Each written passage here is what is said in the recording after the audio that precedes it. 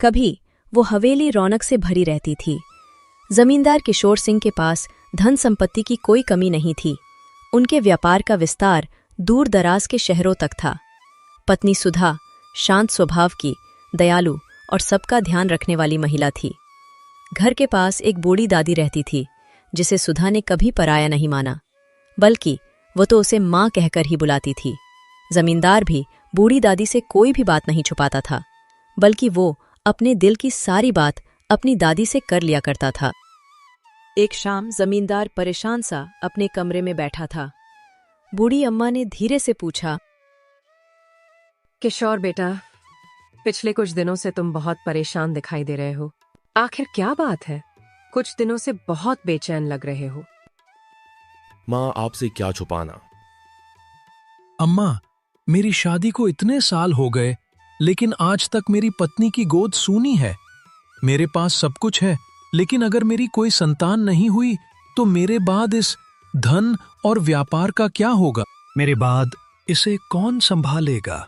मेरी उम्र भी अब बढ़ रही है। अगर मेरा कोई बेटा होता तो मेरा हर काम संभाल लेता, मेरे हर सुख दुख में मेरा साथ देता और मैं भी चिंता से मुक्त हो जाता।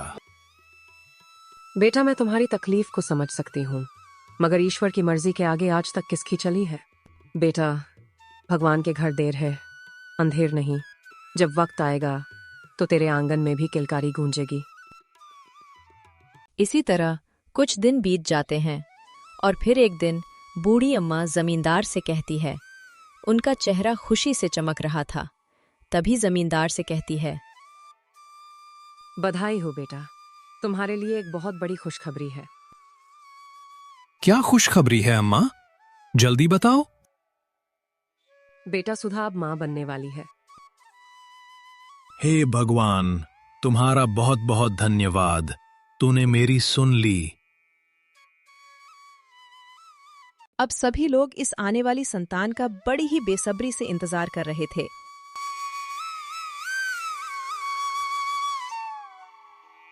पर किसे पता था कि इस खुशी की कीमत इतनी भारी होगी।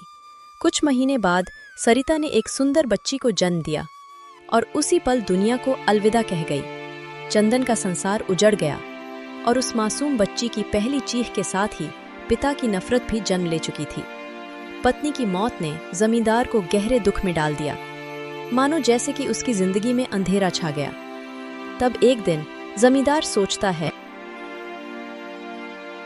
ये बच्ची मेरे जीवन की सबसे बड़ी गलती है। इस मनहूस ने जन्म लेते ही मेरी सरिता को मुझसे छीन लिया। अगर इसका जन्म न हुआ तो आज मेरी पत्नी जिंदा होती। ये मनहूस जन्म लेते ही अपनी मां को खा गई। अब मैं इस मनहूस का चेहरा भी नहीं देखना चाहता। जमींदार अपनी पत्नी सुधा से बेइंतहा मोहब्बत करता था।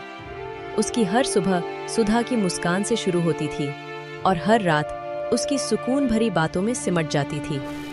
लेकिन जब सुधा की डिलीवरी के दौरान मौत हो गई, जमींदार की दुनिया ही उजड़ गई।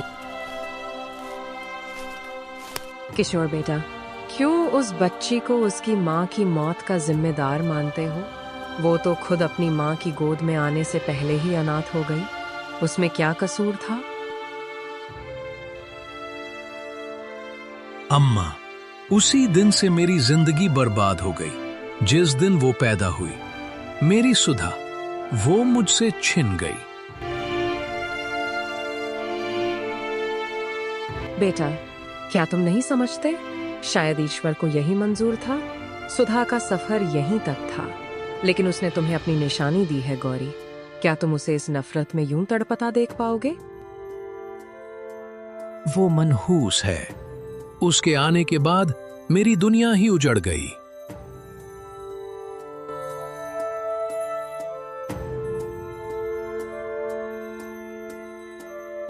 ये कहते हुए वो तेजी से कमरे से बाहर निकल गया।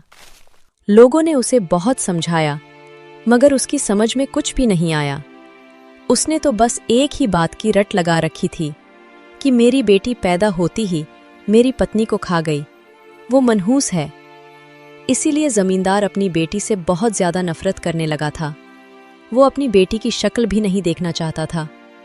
अपनी पत्नी के मृत्यु के गम में जमींदार को अपने कारोबार का कोई ध्यान नहीं रहा, जिसे धीरे धीरे उसका कारोबार घाटे में चलने लगा।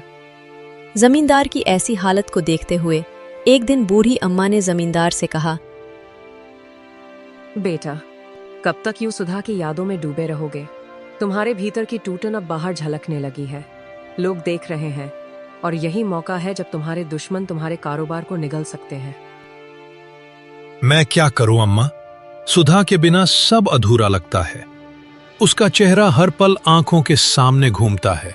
वो मेरी सांसों में थी, अब वो नहीं है तो ये जीवन भी बेमानी लगता है। बेटा, मैं कुछ कहूं तो बुरा मत मानना। अगर तू फिर से जीवन शुरू करना चाहे तो तू दूसरी शादी कर ले। सुधा की यादें तेरे साथ रहेंगी, लेकिन तू उन्हें जीने की वजह बनाए ना कि खुद को मिटाने की। और उस मासूम गौरी को भी किसी माँ की ममता मिल जाएगी। जमींदार ने कुछ देर सोचा। अम्मा की बातों में एक सच्चाई थी जिसे वो अब तक नजरअंदाज करता रहा था। उसने भारी मन से अम्मा की बात मान ली। कुछ ही समय में एक सुंदर लड़की से उसकी शादी हो गई। जमींदार को लगा शायद अब उसकी जिंदगी फिर से पटरी पर लौट आएगी। लेकिन नई पत्नी के आने से गौरी की दुनिया और भी सूनी हो गई। सौतेली मां की आंखों में गौरी के लिए कोई ममता नहीं थी, केवल उपेक्षा, घृणा और तिरस्कार था। जहां गौरी एक मासूम बच्ची थी, वहीं उसकी सौतेली मां एक सख्त और स्वार्थी औरत, जो गौरी को सिर्फ एक बोझ समझती थी। कुछ महीनों बाद जमींदार की दूसरी पत्नी ने एक बेटी को जन्म दिया और पहली बार जमींदार की आंखों में चमक थी। उसने मुस्कुराते हुए पत्नी से कहा, मेरी ये बेटी तो कितनी भाग्यशाली है। इसके जन्म के बाद भी तुम बिल्कुल ठीक हो। जब गौरी पैदा हुई थी तो वो अपनी माँ को खा गई थी। आज भी उसे अपनी बेटी कहना मेरे लिए शर्म की बात है। हाँ जी, बिल्कुल सही कहा आपने।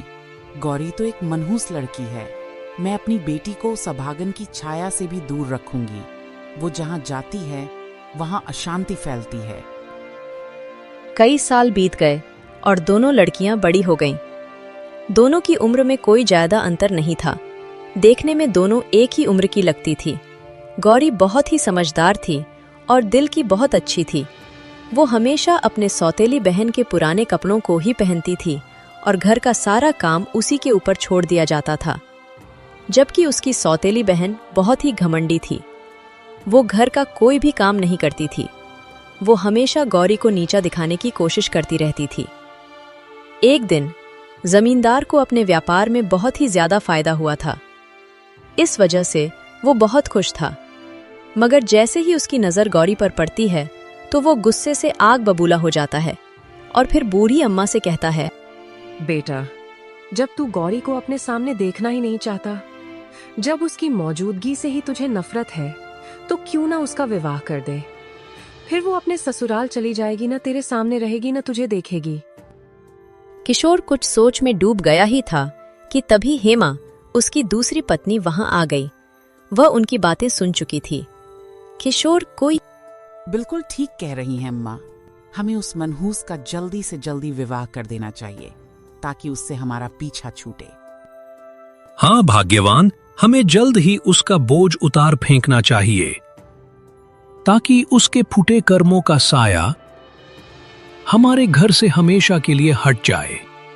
लेकिन हेमा यही नहीं रुकी। सुनिए, एक बात का ध्यान रखना, कहीं गलती से भी किसी अच्छे घर में इसका विवाह मत करना। अगर इस अभागिन ने किसी अच्छे घर में कदम रखा तो वह भी उजड़ जाएगा। जैसे इसने अपनी माँ को खा लिया, वैसे ही वो किसी और की खुशियां भी निगल लेगी। हमें इसके लिए ऐसा लड़का चाहिए जो खुद भी इसका ही जैसा हो, गरीब, अनपढ़, अभागा, ताकि जब दो टूटे लोग मिलें तो किसी तीसरे का नुकसान न हो। किशोर ने सिर हिलाया, जैसे उसे पत्नी की हर बात में न्याय दिख रहा हो। ठीक है हेमा, तुम ठीक कह रही हो। किसी अच्छे भले लड़के की जिंदगी क्यों खराब करें। मैं आज ही अपने लोगों से कहता हूं कि किसी गरीब घर का लड़का तलाशें, जो बस किसी भी तरह इसे अपने घर ले जाएं, ताकि ये घर इस मनहूस की छाया से हमेशा के लिए मुक्त हो जाए। फिर जमींदार ने अपने आदमियों को बुलाया और उनसे कहा, सुनो, मैं गौरी की शादी करवाना चाहता हूं, लेकिन किसी रईस खानदान में नहीं। ऐसा लड़का चाहिए जो बिल्कुल नीच घर से हो, कोई भिखारी, लंगड़ा, लूला या बेआबरू आदमी, बस किसी तरह का सम्मान न हो उसके पास। मालिक, आप ऐसा क्यों कह रहे हैं? लोग तो अपनी बेटी के लिए आसमान के तारे तोड़ लाते हैं। मुझे अपनी बेटी की खुशी की फिक्र नहीं। वो मेरी जिंदगी की सबसे बड़ी भूल है। अगर उसकी माँ उसे जबरदस्ती मेरे सिर न मढ़ती तो मैं उसे कभी अपना न मानता। अब उसका नाम मेरे घर से मिटाना है, और वो भी ऐसे कि लोग बरसों तक याद रखें। जमींदार ने अपनी बेटी का रिश्ता एक भिखारी से कर दिया। नौकरों ने सिर झुकाकर हामी भरी और तलाश में निकल पड़े। उधर अंदर हवेली में सौतेली माँ हेमा खुशी से खिल उठी। उसका चेहरा जैसे किसी विजयी रानी का हो। अब देखती हूँ कैसे वो गौरी मेरी बेटी से आगे निकलती है। जलेगी वो उसी आग में जो उसकी माँ ने मेरे लिए लगाई थी। मगर हवेली की एक कोने में बैठी बूढ़ी अम्मा, जिनकी गोद में गौरी ने बचपन बिताया था, उनकी आंखों में नमी थी। इधर नौकर गांव के बाहर एक कच्ची झोपड़ी तक पहुंचते हैं। वहां एक बूढ़ा आदमी अपने जवान बेटे के साथ भीख मांगकर लौटा था। नौकर आगे बढ़े और बोले, तलाश पूरी हुई बाबा, हमें वही मिला जिसकी जरूरत थी। भिखारी चौंका। क्या मतलब? हमसे क्या काम है? हम जमींदार किशोर सिंह के आदमी हैं। उनकी बेटी गौरी का रिश्ता तुम्हारे बेटे के लिए लाए हैं। मजाक कर रहे हो क्या? इतने बड़े आदमी की बेटी का रिश्ता हमारे जैसे भिखारी के घर? मजाक नहीं कर रहे, हमें जो कहा गया वही कर रहे हैं। फैसला तुम्हारा है। काफी समझाने के बाद बूढ़ा पिता बोला, ठीक है, रिश्ता मंजूर है, मगर याद रहे हम गरीब हैं। हमारे पास न रोटी है न छत। तुम्हारे मालिक की बेटी हमारी झोपड़ी में सुख नहीं पाएगी। उसे सुख की जरूरत भी नहीं है, बस जल्दी से तैयार हो जाइए, अगला हफ्ता मुकर्रर है।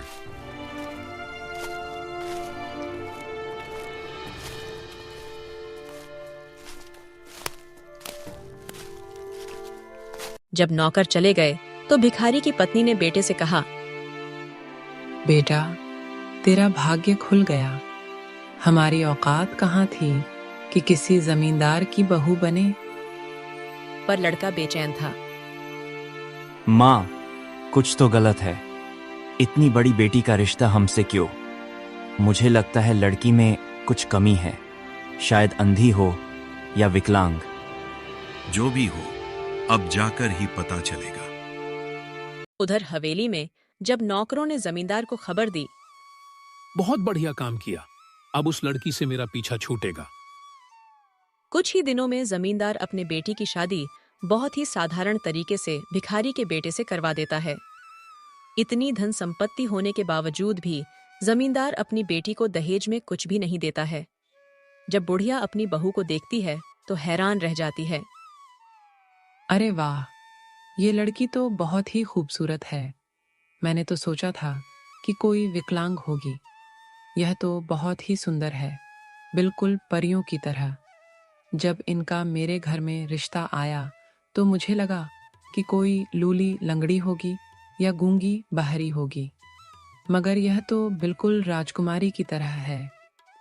आखिर पिताजी ने मुझसे अपनी नफरत कायम रखी और मेरा रिश्ता एक भिखारी से करवा दिया। मेरे पति और मेरे पति का पूरा परिवार तो भीख मांगकर गुजारा करता है। क्या मुझे भी इनके साथ भीख मांगनी पड़ेगी? नहीं, मैं भीख नहीं मांग सकती। हे भगवान, मेरी मदद करो। मगर गौरी ने कभी शिकायत नहीं की। उसने इसे अपने भाग्य की रेखा मान लिया। वह हर सुबह उठकर घर बुहारती, सास ससुर के पैर छूती, चूल्हा जलाती और अपने पति, सास और ससुर को सबसे पहले खाना परोसती। और जब थाली में कुछ न बचता तो वो चुपचाप पानी पीकर सो जाती। उसका पति भले ही भीख मांगकर पेट भरता था, पर दिल से वह राजा था। वो गौरी से सच्चा प्रेम करता था और अक्सर कहता, गौरी, तू मेरे जीवन की सबसे बड़ी दौलत है। इस दुनिया की कोई चीज तुझसे बढ़कर नहीं। गौरी बस मुस्कुरा देती। उधर हवेली में जमींदार की पत्नी एक दिन खुशी से चमकते चेहरे के साथ बोली, सुनिए जी, उस मनहूस गौरी से अब छुटकारा मिल गया। अब हमारी लाडली के लिए किसी राजघराने का रिश्ता देखिए। ऐसा दूल्हा जो राजकुमार से कम न हो, और ऐसी ससुराल जहां मेरी बेटी को उंगली तक न उठानी पड़े। तुम चिंता मत करो भाग्यवान, हमारी छोटी बेटी रानी की तरह जिएगी। मैं ऐसे ही घर से रिश्ता जोड़ूंगा जहां धन की कोई कमी न हो। कुछ ही दिनों में जमींदार को एक बड़ा खानदान मिल गया। लड़का विदेशी पढ़ा लिखा, महलों जैसा घर, नौकर चाकर, सब कुछ। उसने फौरन रिश्ता पक्का कर दिया। शादी के दिन जमींदार ने अपनी बेटी को गहनों से लाद दिया, सोने चांदी से भर दिया। पूरा गांव देखता रह गया।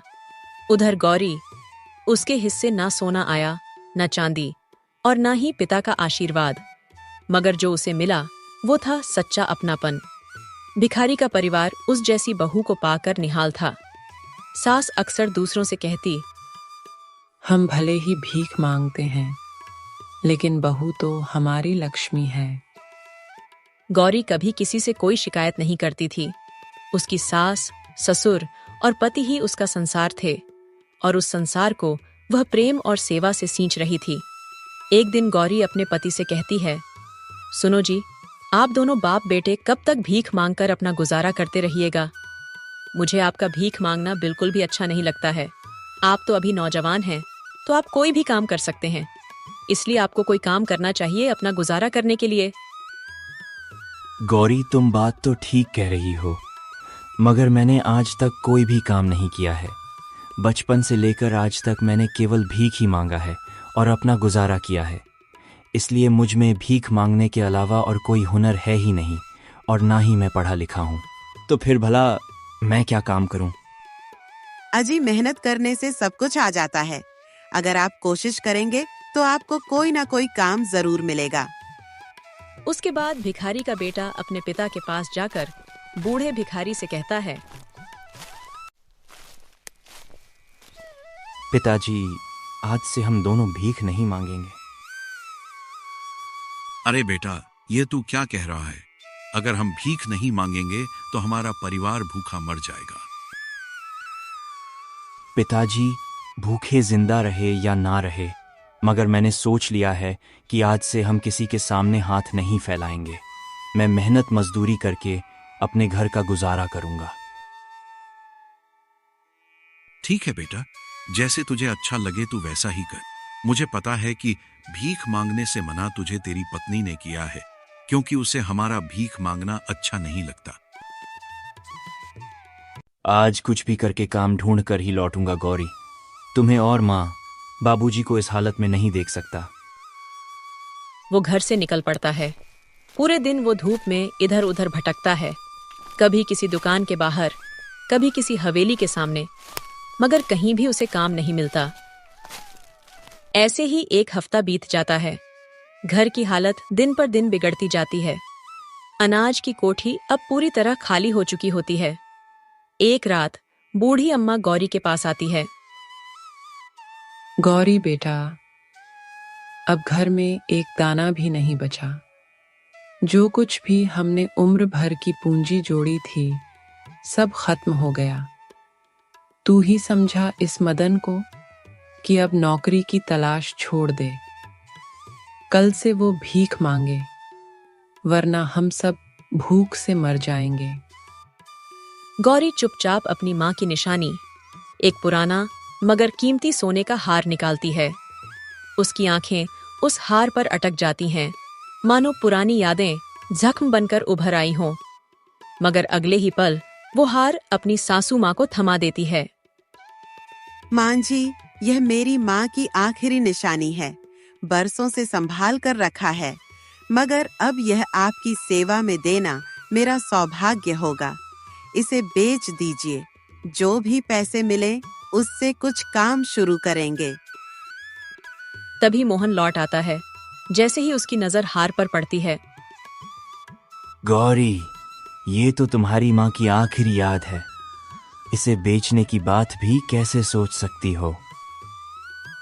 अगर हम जिंदा रहे तो तुम्हारे लिए 100 हार ला दूंगी, लेकिन अभी घर बचाना जरूरी है। मोहन हार लेकर सुनार के पास जाता है। सुनार हार देखकर चौंकता है और ठीक ठाक कीमत देता है। वो पैसे लेकर मोहन घर लौटता है और गौरी के हाथ में थमा देता है। लो भाग्यवान, ये लो तुम्हारे त्याग की कीमत। अब बताओ क्या करना है। गौरी उसे बाजार से फल लाने को कहती है। इन पैसों से कुछ अच्छे फल खरीदिए, फिर उन्हें बाजार में बेचिए। मुनाफा धीरे धीरे बढ़ेगा और एक दिन हम खुद दूसरों की मदद करेंगे। मोहन फलों से भरी टोकरी लेकर बाजार पहुंचता है। उसके उत्साह में एक चमक होती है। कुछ ही घंटों में सारे फल बिक जाते हैं। खुशी खुशी वो टोकरी समेट रहा होता है कि तभी एक बूढ़ी कमजोर सी महिला उसके पास आती है।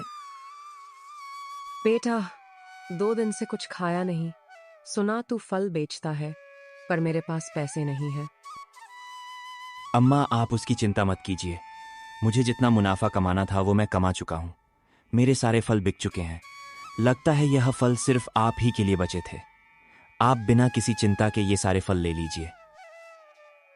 मोहन उसकी ओर देखता है। उसका दिल भर आता है। अम्मा, भगवान ने शायद इन फलों को आप ही के लिए बचा कर रखा था। लो, बिना चिंता के खाओ। भिखारन की आंखें भर आती हैं। वो कांपते हाथों से अपनी पोटली खोलती है और उसमें से एक छोटी पुरानी मटमैली पोटली निकालकर मोहन को देती है। बेटा, पैसे तो नहीं है, पर ये लो, मेरे पास बस यही है। तूने भूखे पेट मेरी मदद की है, इसका सिला जरूर मिलेगा। मोहन संकोच से वह पोटली ले लेता है, लेकिन समझ नहीं आता कि उसमें ऐसा क्या होगा। बेटा, इस पोटली में कुछ चावल के दाने हैं। इस समय तो मेरे पास सिर्फ यही है। उसके बाद भिखारन ने मोहन को आशीर्वाद दिया और आगे चली गई। उसके बाद मोहन भी अपने घर चला गया। बेटा, फल बिके या नहीं? माँ, भगवान के आशीर्वाद से सारे फल बिक गए। बेटा, यह तो बहुत अच्छी बात है। चल, अब तू मुंह हाथ धोकर खाना खा ले। तू सुबह से भूखा है। खाना खाने के बाद मोहन कमाए हुए पैसे अपनी पत्नी को दे देता है और फिर अपनी पत्नी से कहता है। गौरी, आज तो जैसे किस्मत साथ लेकर आई है। सारे फल बिक गए और बढ़िया मुनाफा भी हुआ। वाह, ये तो बहुत अच्छी खबर है। ईश्वर ने हमारी मेहनत रंग लाई। आज एक बात और हुई। बाजार में एक बूढ़ी अम्मा आई थी, कमजोर और थकी हुई। उन्होंने मुझसे कहा कि भूख से परेशान है, लेकिन उनके पास पैसे नहीं थे। मैंने उन्हें बिना सोचे फल दे दिए। आपने बिल्कुल सही किया। कोई भी भूखा हमारे दरवाजे से खाली नहीं लौटना चाहिए। उस अम्मा ने बदले में यह दी। बोली, इसमें कुछ चावल हैं जिन्हें भगवान का प्रसाद समझकर रख लूं। मैं इन चावलों को आज के भोजन में शामिल कर लूंगी। शायद यही हमारे लिए बरकत लाएं। जैसे ही गौरी ने पोटली खोली, उसके हाथ थम गए। उसकी आंखें हैरानी से फैल गईं। हे भगवान, ये चावल नहीं, ये तो हीरे हैं। मां जी, देखिए तो, ये क्या चमत्कार हो गया। लगता है ईश्वर ने हमारी परीक्षा समाप्त कर दी है बेटा। ये उसका आशीर्वाद है। अब समय है इन हीरों को सही ढंग से इस्तेमाल करने का। मोहन जी, आप इन्हें बाजार ले जाइए और बेचकर व्यापार शुरू कीजिए। धीरे धीरे उन्होंने मेहनत और ईमानदारी से अपना काम बढ़ाया। अब उनका परिवार वो नहीं रहा जो एक समय भूखा सोता था। अब वे नगर के सबसे सफल व्यापारियों में गिने जाने लगे। गौरी का पिता किशोर सिंह, जो कभी इलाके का सबसे बड़ा जमींदार हुआ करता था, अब तंगहाली की जिंदगी बिता रहा था। उसके सारे व्यापार घाटे में चले गए थे। नौकर चाकर बिखर गए थे और जो कभी शान और शौकत से भरा उसका महल था, अब वीरान पड़ा था। एक दिन गौरी ने अपने नए घर में एक विशाल पूजा का आयोजन करवाया। इस पूजा में उसने अपने माता पिता, सौतेली माँ और बहन को भी ससम्मान न्योता भेजा। जब यह खबर किशोर सिंह और उसकी पत्नी को मिली तो वे चौंक गए। गौरी की सौतेली माँ चौंक कर बोली, क्या ये भिखारियों के पास पूजा कराने का इतना बड़ा खर्चा कहाँ से आ गया? मैं तो यकीन ही नहीं कर पा रही हूँ। चलो खुद जाकर देखते हैं, कहीं कोई धोखा तो नहीं। गौरी की सौतेली बहन भी अपने अमीर पति के साथ वहां पहुंची। जब वे गौरी के घर पहुंचे तो सामने जो दृश्य था उसे देख सबकी आंखें फटी की फटी रह गईं। जो घर कभी टूटी छत और कच्ची दीवारों वाला था वो अब संगमरमर से चमकता था। इसी बीच गौरी की सास सबके सामने भावुक होकर कहती है, इस बच्ची को सबने मनहूस कहा, लेकिन इसने तो हमारे जीवन में रोशनी भर दी। ये मेरे घर की लक्ष्मी है। इसके कदमों के साथ ही हमारे भाग्य खुल गए। ये सुनते ही किशोर सिंह का दिल कांप गया। उसकी आंखें भर आईं। वह एक कोने में जाकर बैठ गया। उनको देखकर गौरी ने पास जाकर पूछा, पिताजी, आप रो क्यों रहे हैं? क्या कोई तकलीफ है? बेटी गौरी, मुझे माफ कर दे। मैंने तुझे ताउम्र मनहूस समझा, तुझसे हमेशा मुंह फेरे रखा। आज समझ आया कि असली मनहूस तो मैं था, जिसने हीरे को पत्थर समझकर ठुकरा दिया। पिताजी, आपने मुझे जन्म दिया, यही मेरा सौभाग्य है। मैं आपसे कभी नाराज नहीं थी। अब आप और माँ हमारे साथ ही रहिए, यही मेरी खुशी होगी। इतना सुनकर गौरी की सौतेली माँ भी पीछे नहीं रही। वो आगे बढ़ी और आंखों में पश्चाताप लिए बोली, बेटी गौरी, मैं बहुत गलती कर चुकी हूँ। मैंने तुझ पर कभी प्यार नहीं लुटाया। तू सच में किस्मत वाली है और मैं तुझे पहचान ही नहीं पाई।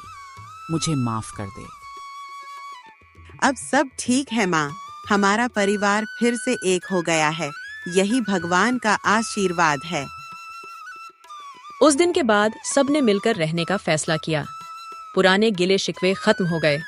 गौरी ने न सिर्फ अपने ससुराल का भविष्य संवारा, बल्कि अपने मायके के टूटे रिश्तों को भी फिर से जोड़ा।